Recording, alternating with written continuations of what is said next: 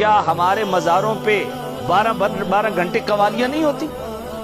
رکھو ان پیروں کے سر پہ قرآن، ان سجادہ نشینوں سے پوچھو کہ کیا قوالی سے اللہ کا قرب زیادہ ملتا ہے یا قرآن و سنت سے اللہ کا قرب زیادہ ملتا ہے؟ اور قوالی میں سب سے پہلے غریب نواز کا نام لیتے ہیں، تو اگلا میرا سوال ہوگا کیا غریب نواز کو تم نے پڑھا ہے؟ اگر تم نے پڑھا تو تم دیانتداری نہیں کر رہے۔ میں چشتی ہوں، مرید میں سیال شریف ہوں، خلافت مجھے بریلی شریف سے آپ جانتے ہیں، لیکن میں چشتی ہو کے یہ بات کہتا ہوں، خواجہ غریب نواز کو قوالی کی مد میں آپ کیا ثابت کرنا چاہتے ہیں؟ میں نے کہا سیر الاولیاء پڑھو، خواجہ غریب نواز معین الدین چشتی اجمیری وہ ہیں جو روزانہ 2 قرآن مجید ختم کرتے ہیں۔ چشتی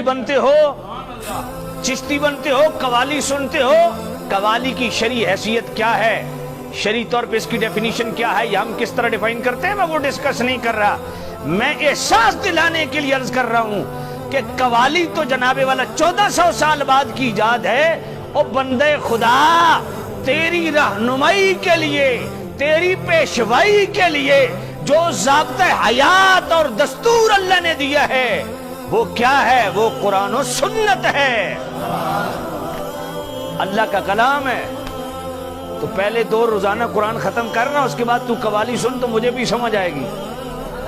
اور جب تو صبح و شام قرآن کی تلاوت کرنے لگ جائے گا، میں اللہ کی قسم اٹھا کے کہتا ہوں تمہیں تلاوت قرآن کی اتنی لذت ملے گی کہ قوالی سننے کی تجھے فرصت ہی نہیں ملے گی۔ یہ رویے ہمارے کیا ہیں؟ محفل نعت ہو تو 5 گھنٹے نعت اور صرف 10 منٹ تلاوت قرآن، عرس کی محفل ہو درباروں پہ اور جناب والا 5 منٹ تلاوت قرآن اور 2 گھنٹے قوالی۔ یہ میں صرف آپ پہ قوالی نہیں کر رہا، آپ کو پتہ ہے ساری چیزیں میں ریکارڈ رکھتا ہوں۔ یہ 5 منٹ کی تلاوت اور 2 گھنٹے کی قوالی، یہ بھی میرے پاس ریکارڈ موجود ہے، میں ریکارڈ کے بغیر بات نہیں کرتا۔ تو سامعین عزیز احتشام، جب سے قرآن مجید کے ساتھ ہم نے یہ معاملہ کیا اور ہم نے پڑھنے کے لیے کیا رکھا، ابا مر گیا ختم پڑھا دو، اماں مر گئی ختم پڑھا دو، میت جا رہی ہے سرہانے رکھ دو۔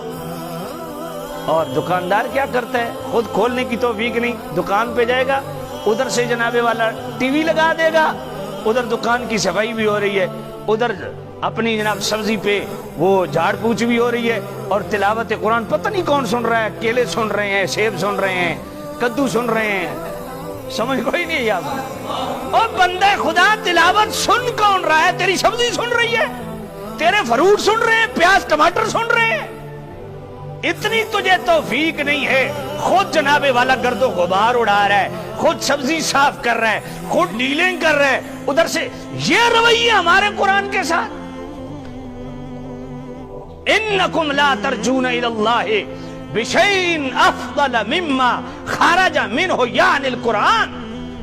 قرآن کو میں رات کو پڑھ رہا تھا، مصطفیٰ کریم صاحب اللہ صلی اللہ علیہ وسلم فرماتے ہیں جس گھر میں قرآن کی تلاوت ہوتی ہے نا، وہ گھر دنیا میں فرشتے، آسمان والے فرشتوں کو ایسے نظر آتے ہیں جیسے زمین پہ آپ کو آسمان میں سورج چمکتا نظر آتا ہے۔ اس لیے میرے بیٹے بیٹھے ہیں، میں نے ان کو پابند کیا ہوا ہے، میری بیٹیاں میرے بیٹے نماز تراویح کے بعد ایک پارہ گھر میں تلاوت کر کے سونے کی اجازت ہے، اس سے پہلے سونے کی اجازت ہی نہیں۔ تو سامعین ذی احتشام، اللہ کا واسطہ اپنے گھروں کو قبرستان نہ بنائیے۔